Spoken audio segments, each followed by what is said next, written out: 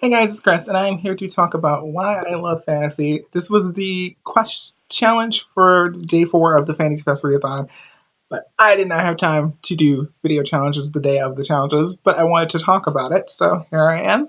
And it started for me, what my journey with fantasy, reading fantasy, started with the Circle Magic book series. I think I've said that on the channel before. That was like one of the first series that I ever read. And if you don't know what it is about, it's about these 4 kids, Sandry, Triss, Daja, and Briar, who all have magic and are sent to train under these, to be apprentices for these mages, and then learn how to become mages themselves. And in the world of Imelon, children are tested when they're babies for magic, and all 4 of them were, but the test told them that they didn't have any magic. And their magic's very unique from other people's magics. One's a weather mage, the other one has control over plants, Sandry has control over fabrics and cloth, and Daja is like a blacksmith mage type of character. And yeah, so this series kind of grabbed me right away. I think part of it was just me kind of wanting to be there. I wish I could have been a part of that world back then for sure. I was like, oh man, I love the world of Milan that Tamora Pierce created.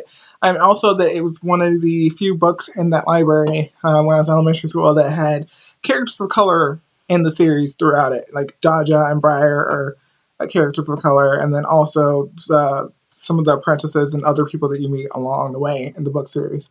Tamora Pierce is fantastic at character descriptions.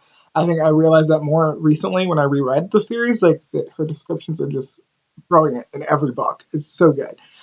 So yeah, that was kind of my beginnings of my fantasy journey, and also kind of my beginnings of wanting to be a writer as well.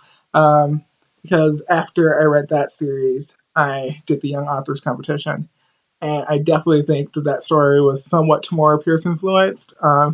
So yeah, I since then I've been reading and writing fantasy. I think after that series, I read the Percy Jackson series that fell into my life at that around that point. I didn't read Harry Potter until high school, but I loved it when I did get to it. Still haven't read all the books.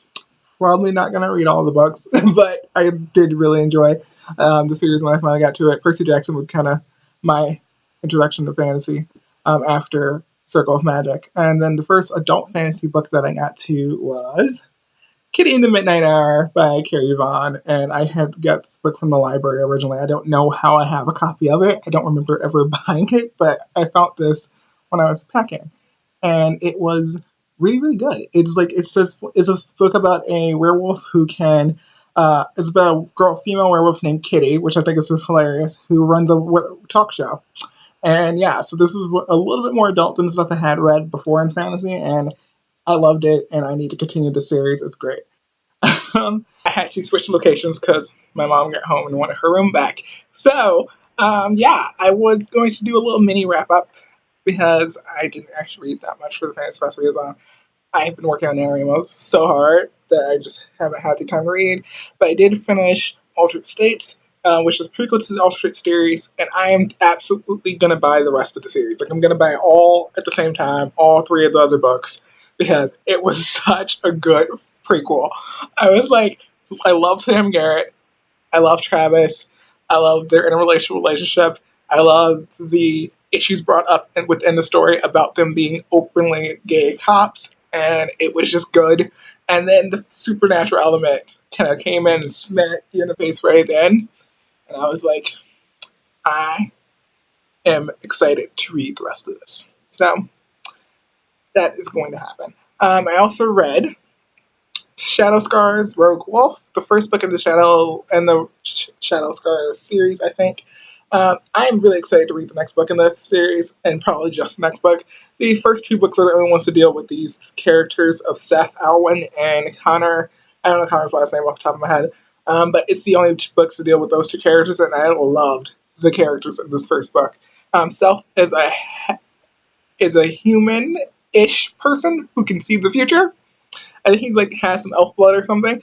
And Connor is a new detective on his police force who is a wolf shifter, and they have to go and solve some crimes that are happening in the supernatural part of the world that people don't really know about. So that story happened. It was good. I really enjoyed it. I really like Zoe Perdita's writing style, and I think I'm gonna listen to it in an audiobook at some point because I have the audiobook as well, and I feel like it would be really good on audiobook. audiobook, so I might just go and listen to it on audiobook at some point.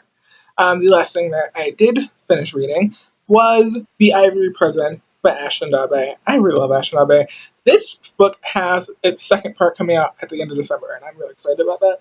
I liked the first part, not as much as like the other two stories and that I've read for the readathon, but there was just some interesting elements about it. It's basically about a guy who uh, has lived his entire life in these four walls, being this kind of science experiment for these people. He doesn't really know anything besides those four walls until one day he sees someone like him because he knows that he's different, and he sees someone who's like him who is free and out and about and walks around the facility, and things go from there. And they did put this put as an LGBT category.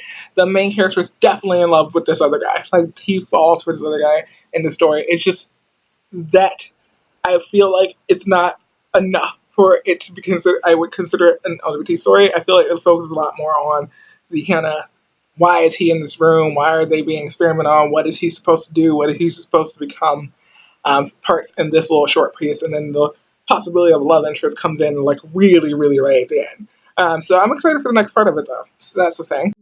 Had a pretty decent time during the Fantasy Fest reads. I'm reading these specific fantasy books. It's been great. And I hope you all enjoyed it who did take part. I hope you all enjoyed this video if you watched it. And like and subscribe if you wanna. I will see you next time.